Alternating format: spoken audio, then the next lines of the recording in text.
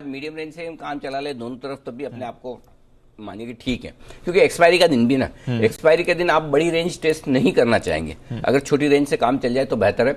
बड़ी रेंज फिर भी 13,700 से लेकर 14,200 की निकल कर आती है एक्सपायरी के दिन। ये आपके लिए 3 रेंज हो गई। बैंक निफ्टी 30,000 30,500 दिन की छोटी रेंज, 29,825 30,725 दिन की मीडियम रेंज और 29,600 से 30,875 दिन की बड़ी रेंज निकल कर आती है। ये है आपके लिए बैंक निफ्टी के लेवल्स। ओके, तो इंपॉर्टेंट लेवल्स हैं आज के लिए, नजर रखिए इन सपोर्ट्स और रेजिस्टेंसेस पर। पोजीशंस बताएं सर, एफआईज और पीसीआर क्या देखते हैं? एफआईज की तरफ से नेट लॉन्ग पोजीशन, माफ कीजिएगा लॉन्ग पोजीशन, नेट नहीं है, लॉन्ग पोजीशन 64% से घटकर 59% आई है, 5% कम की है। 60% के नीचे जनरली वापस से खरीदारी भी आती है। एक्सट्रीम सिचुएशन में 40-42% पर ओवरसोल्ड होता है।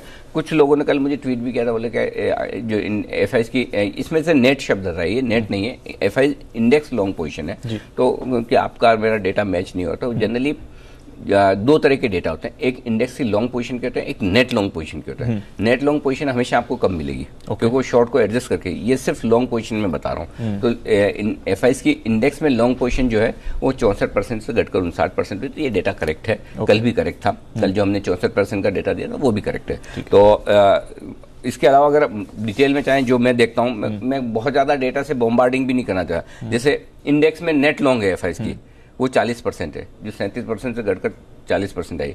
इंडेक्स में नेट शॉर्ट है, 21% से बढ़कर 28% आई है। ये डेटा मैं रोज शेयर नहीं करता, क्योंकि कितना आप बताएंगे,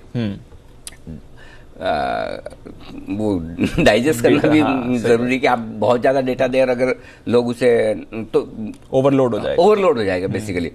इंडेक्स की नेट शॉर्ट 21 से 28%, 28% बहुत जरूरत से ज्यादा एफआई शॉर्ट हो गए। ओके, हाँ, जैसे वो आप बात कर ही रहे थे कि कुछ पता लग रहा है या दिख रहा है कि वो शॉर्ट ग्लोबल मार्केट्स की वजह से हुए, बजट की वजह से हुए, ये रीजन तो वही जाने, या उन्हें सिंपल प्रॉफिट बुकिंग लग रही हो, रिजल्ट वही जाने, लेकिन काफी शॉर्ट हुए और इंडेक्स में काफी नेट लॉन्ग कम हुए। तो अभी फिलहाल आप 59% के डेटा पर नजर रखिए। अब आइए, put call ratio definitely oversold है, इसमें कोई डाउट नहीं, और 100% एक रिकवरी बनती है। और स्पेशली आज गैप से नीचे खुलने के बाद पक्का बनती है। मार्केट ओवरसोल्ड है, इसमें कोई डाउट नहीं। अगर कोई और दिन होता, एक्सपायरी का, और वो भी मंथली एक्सपायरी का नहीं, तो मैं आपको 100% ठोक कर कहता, जहां खुले वहीं खरीद लीजिए, जहां खुले वहीं खरीद लीजिए। अगर ये एक्सपायरी और वो भी monthly expiry, put call ratio आपको कह रहा है कि नीचे बेचना नहीं है।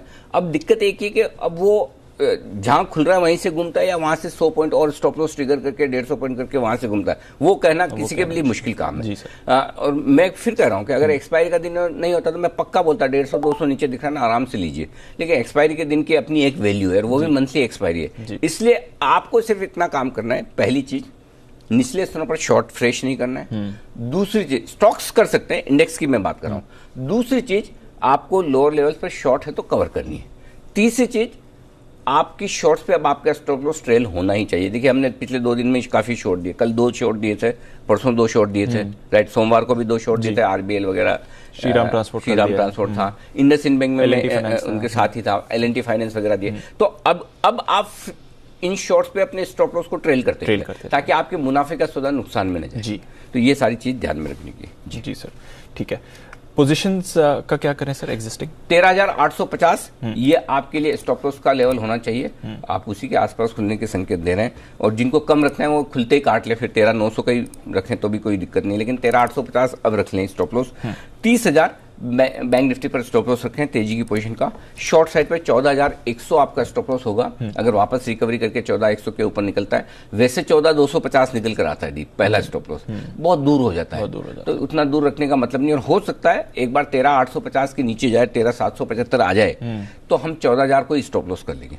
फिर स्टॉप लॉस हम और नीचे की तरफ शिफ्ट करेंगे शॉर्ट पर भी। फिलहाल ये है 30,500 फिलहाल आपका स्टॉप लॉस है बैंक निफ्टी पर। बैंक निफ्टी पे जानबूझ के छोटा स्टॉप लॉस दिया है मैंने। नई पोजीशन बनाने के लिए आपके लिए 13,775 13,850 इस रेंज में एक चांस ले सकते हैं खरीदारी करने का, अगर आप एग्रेसिव ट्रेडर हैं। और एग्रेसिव ट्रेडर से मेरा मतलब है कि आप स्टॉप लॉस आपका थोड़ा दूर है 13,700 का, इससे पहले स्टॉप लॉस नहीं मिल रहा मुझे। तो अगर आप 13,850 पे एंट्री करते तो 150 पॉइंट नीचे का स्टॉप लॉस, ये ध्यान रखिएगा। और अगर 13,775 पे एंट्री करते तो आपका 75 पॉइंट का स्टॉप लॉस है, यहाँ खरीदारी कर सकते हैं। 13,925 13,975 14,050 इन 3 टारगेट के लिए आपको खरीदारी करनी है। जो लोग शॉर्ट करना चाहते हैं 14,100 से मूड बनाए 14,225 तक बेच सकते हैं। 14,250 का स्ट्रिक्ट स्टॉप लॉस रखिए। 14,050, 13,975, 13,925 ये टारगेट होने चाहिए आपके नीचे की तरफ। Done sir. बैंक निफ्टी क्या करेंगे? बैंक निफ्टी खरीदने की अच्छी जगह जो है दीप वो है 29,400 से लेके 29,650, ये 250 पॉइंट की रेंज है, यहाँ खरीदना चाहिए। अगर आपको 3 लॉट खरीदना है तो 650, 500, 450, एक खरीदना है तो 500 पे ले लीजिए, जैसा भी आपको ठीक लगे। मतलब आपको एंट्री की रेंज ये है परफेक्ट, और स्टॉप लॉस आपको 29,350 का लगाना है। ऊपर 29,825, 950, 30,050, 30,150 और 30,275 ये टारगेट हैं जिनके लिए आपको बैंक निफ्टी में खरीदारी करनी चाहिए। एक बार देखिए जो इंपॉर्टेंट पहली रेंज थी 29,825, 29,950, क्या यहाँ बैंक निफ्टी टिकता है? अगर टिक कर रुकता है तो ठीक है, लेकिन आजकल बैंक निफ्टी में क्या हो रहा है दीप, ये बाद में दम तोड़ता है। करेक्ट, थोड़ा पहले स्ट्रेंथ दिखाता है। पहले ऐसा करता है कि नहीं मैं मजबूत हूँ, आप अपनी देखो निफ्टी को, मतलब मेरी तरफ मत देखो, मैं नहीं गिरने वाला। और बाद में जब देखता है कि ये तो निफ्टी मेरी सुन नहीं रहा, मैं भी गिर जाता हूँ। ये वैसा देखो, आप कल भी देखो जी, परसों भी सेम हुआ था जी सर। तो बैंक निफ्टी वो बैक बेंचर हो गया एक। करेक्ट, बाद में तेजी की लीडरशिप लेने की इच्छा है लेकिन ताकत नहीं है। वैसा है, मूड है फिर हिम्मत नहीं। हाँ, मतलब वही वाली बात है।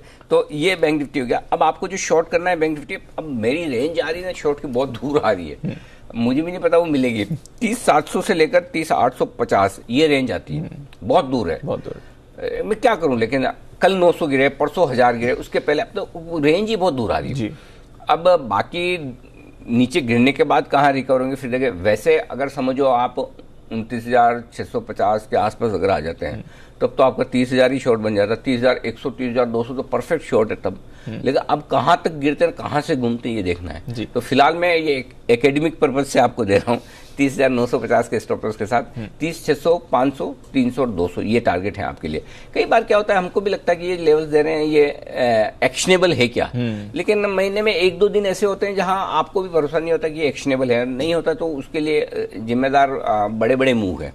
जब मूव हर रोज 1000 पॉइंट के मिलेंगे तो आप कुछ नहीं कर सकते, जब मूव छोटे होते हैं तो लेवल भी छोटे निकल कर आते हैं। जी सर जी, ठीक है। तो ये पूरा आपके लिए सेटअप है जहां तक पोजीशंस का सवाल है। सर बैन की बात करें, सेल